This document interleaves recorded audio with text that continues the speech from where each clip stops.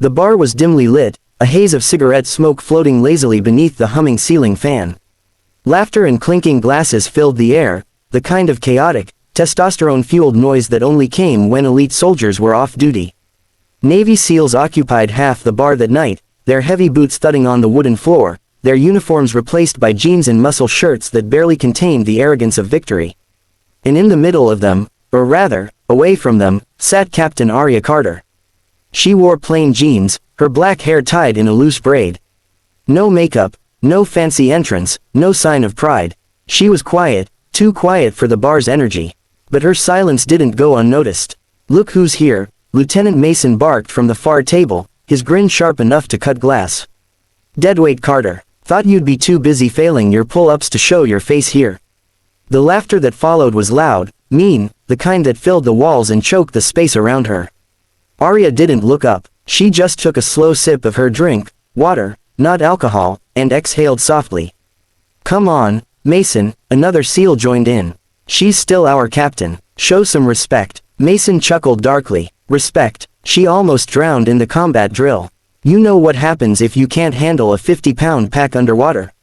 You get people killed. The only reason she's still in the program is because command doesn't want bad press about a female SEAL candidate dropping out." The word female dropped like poison. Arya's hand tightened around her glass, but her face stayed calm. The bartender, an old veteran with eyes that had seen more than most of them ever would, noticed the tension. He looked between her and Mason, waiting for her to react. But she didn't. She placed her drink down carefully, looked straight ahead at the row of whiskey bottles behind the bar, and said quietly, "You done?" That made Mason grin wider. He leaned back, tapping his glass on the table. "Not yet, we're just warming up. We got some fresh recruits here who need to know what happens when you let pity promote you." The bar roared with laughter again. One of the younger SEALs, fresh-faced, barely 23, looked uncomfortable. "Sir, maybe," Mason cut him off. "Relax, kid, you'll learn soon enough. This is the real world. The ocean doesn't care about your gender, your feelings, or your excuses. If you're deadweight, you sink." He stood up, walked over, and leaned close to Arya, his breath hot with whiskey. "Tell me, Captain, what does command see in you? Because I sure don't." Arya finally turned her head. Her eyes, a calm storm gray, met his. "Maybe they see something you can't," she said evenly. Mason snorted. "Yeah, what's that?" "The future." Her words sliced through the laughter, cold and direct. For a split second, the table went quiet. Mason's smirk faltered, but pride didn't let him stop. He wanted a reaction. No, he needed one. He poked a finger at her shoulder. "You think you can talk to me like that and walk out of here standing?" The bartender's hand froze mid-polish. The air grew heavier. Arya looked at his finger pressing into her jacket, then back at him. Her voice didn't rise, but there was steel in it now. "Mason, you don't want to do this." "Oh, I do," he hissed, stepping back and cracking his knuckles. "You embarrass the unit, Captain. Maybe I should give you a little field lesson in humility."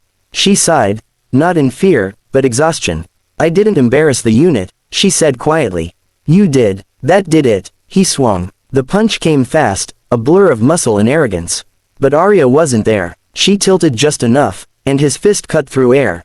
Before anyone could blink, she stepped in, twisted his wrist, and drove her elbow into his ribs. Mason hit the counter with a grunt. The bar exploded in shouts. Two SEALs jumped from their chairs, ready to intervene, but Arya was already moving. Her motions were fluid, trained, almost surgical. One man lunged, and she caught his momentum, flipping him neatly over her shoulder. He landed hard, his glass shattering on the floor beside him. The others froze, unsure whether to cheer or interfere. This wasn't a bar brawl anymore, it was a demonstration. Controlled chaos. "Stop," barked Sergeant Cole, an older SEAL who had been watching quietly until now. His voice boomed like thunder. "That's enough." Everyone paused, except Mason, who was still wheezing against the counter. Cole's eyes met Arya's, unreadable. "Captain Carter, you just assaulted a teammate in a civilian space." Arya straightened, brushing glass shards off her sleeve. "No, sir," she said calmly. "I defended myself." Cole's lips twitched. Not quite a smile, but not disapproval either. "You sure you want to stay in this unit?" Arya looked around the room, at the faces that mocked her, at the ones that doubted her, at the young recruits watching in shock. No, sir, she said finally. I want to lead it. A murmur rippled through the bar. Cole studied her for a long second before nodding slowly. Then start by earning their respect. I will, she said. But not by talking. And with that, she picked up her jacket and walked toward the exit, her boots echoing across the wooden floor. The door swung open, letting the cold night air sweep through the silence she left behind. Outside, the street was quiet. The sky above was ink black, scattered with stars, the same stars that had watched her crawl through mud, swim through freezing currents, and drag unconscious teammates to safety during drills. They called her Deadweight, but Arya Carter had learned something in the depths of the ocean. In the nights when her lungs burned and her mind screamed to quit, Deadweight doesn't drown. It drags everything else down until it finds the strength to rise again. And when it does, it pulls the whole tide with it. Behind her, through the bar window, she could see Mason still sitting, clutching his ribs, staring after her, not with anger anymore, but confusion. Maybe even respect. Arya smirked faintly, zipped her jacket, and whispered to herself, tomorrow, you'll see what Deadweight can do. The wind picked up, carrying her words away into the dark. None of them knew that within 24 hours, she'd be leading the same men on a mission that would turn a quiet coastal op into hellfire, and that the woman they mocked tonight would be the only reason they'd live to see the sunrise. The war hadn't started yet, but the reckoning had. The next morning, the air at Camp Pendleton buzzed with tension. Word had spread fast, faster than any official report. The story of Captain Carter dropping 3 SEALs in a bar had already become legend. But Arya wasn't interested in rumors. She stood at the edge of the landing pad, helmet under her arm, watching the chopper blades spin. A cold wind cut across the tarmac, whipping her braid against her face, but she didn't flinch. Her team, the same men from last night, approached slowly. Mason walked ahead, bandaged ribs hidden under his vest, jaw tight with unspoken words. The others followed, avoiding eye contact. Sergeant Cole stood between them, clipboard in hand, his gravelly voice cutting through the noise. All right, listen up. Operation Black Current is a go. We've got a hostage extraction off the Somali coast. Minimal intel, high risk. Command says we go in silent, we come out clean.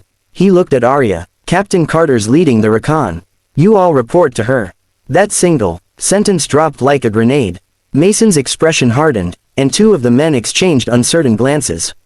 Cole noticed, of course, he always did. He leaned forward. You got a problem with that, Lieutenant? Mason hesitated, then forced out, no, sir. Good, Cole said flatly. Because if you do, you can stay here and clean rifles. The chopper roared to life. No more talk, no more bravado, just the sound of war machines waking up. As they lifted off, Arya put on her headset. Team Bravo, check comms. Bravo 1, check. Bravo 2, check. Bravo 3, check. Mason, he hesitated before responding. Bravo 4, check. The silence after that was thick.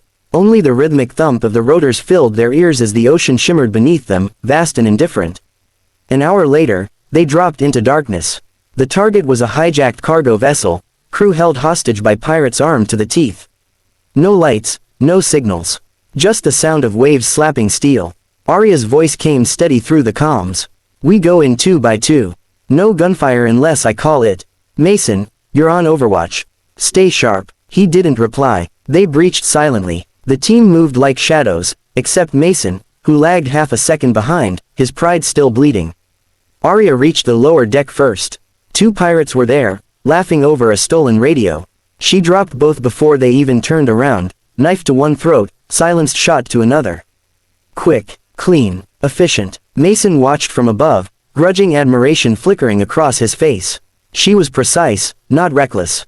Every move was calculated, the kind of discipline that could only come from someone who'd already hit rock bottom and clawed their way back up. They reached the main hold. Hostages were tied, blindfolded, trembling. Arya signaled the medic to check them. Just as she did, a faint metallic click echoed from the corridor. Contact, Mason whispered. 6 o'clock. Arya froze. Then, chaos. Gunfire exploded. Muzzle flashes lit the dark like lightning. Bullets ripped through crates and metal walls. Take cover, Arya shouted. She rolled behind a container, firing short bursts. One pirate went down, another ducked, then grenades clinked onto the deck. Move. She grabbed the nearest hostage and dove, covering him with her body as the blast tore through the hallway. Smoke. Fire. Screams. When she looked up, her team was pinned down. Mason was behind a steel drum, his rifle jammed. Another SEAL lay bleeding beside him. Carter, he yelled, we're cut off. Arya didn't think. She ran straight into the open. Cover fire, she barked. Bullets hissed past her, tearing through her sleeve. She slid behind a crate, tossed smoke grenades, and sprinted to Mason's position. Rifle, she shouted. He threw it, she caught it midair, aimed, and dropped 2 hostiles with pinpoint shots. Then she turned the weapon sideways, slammed the butt into another attacker's jaw, and spun. It was a blur, pure instinct, raw training. When the smoke cleared, the pirates were down. The ship was silent except for the waves. Mason sat there, staring at her, chest heaving, eyes wide. He stopped, shook his head, voice low. You're insane. Arya smirked faintly, reloading. No, Lieutenant, I'm just tired of being deadweight. Cole's voice crackled in her earpiece. Status, clear, she replied. Hostages secured, team intact. There was a long pause, then a rare hint of pride in his tone. Copy that, Captain. Bring them home. By the time the sun rose, the mission was over. The team returned to base, battered but alive. Reporters wouldn't hear about it. Command wouldn't announce it, but inside that unit, everything had changed. Later, as the others cleaned their weapons, Mason walked into the hangar where Arya was sitting alone, staring at the sunrise through the open bay doors. He hesitated before speaking. You saved my life out there. She didn't turn. We're a team. That's what we do. He exhaled, rubbing the back of his neck. Look, about last night. You were right, she interrupted softly. I did almost drown in that drill. I wasn't strong enough then. But I learned something at the bottom of that pool. When you hit the floor, there's nowhere left to fall. You either stay there, or you fight your way up. Mason was silent for a long time. Then he said quietly, you fought your way up. And you pulled us with you. She smiled faintly. Good, because we're not done. He frowned. What do you mean? She turned, eyes sharp again. There's another op next week. Classified. Higher stakes. I'm assembling a squad. Volunteers only. Mason looked at her, searching her face, and for the first time, there was no mockery there. Only respect. Count me in, he said. As he left, Cole appeared behind her, arms crossed. You turned them around, Carter. Not with words, with grit, the same way real leaders do. Arya looked out at the horizon, the ocean stretching endlessly before her. They called me deadweight, she said. But in the water, deadweight sinks slow, and it pulls down anything that underestimates it. Cole chuckled. You're dangerous, Captain, she smiled. Only when I have to be. That night, the same bar buzzed again, but this time, when she walked in, the room fell silent for a different reason. Mason stood up from his seat, raised his glass, and said, to Captain Carter, the woman who turned a Warzone into a win. The team joined in. For the first time, she didn't walk away.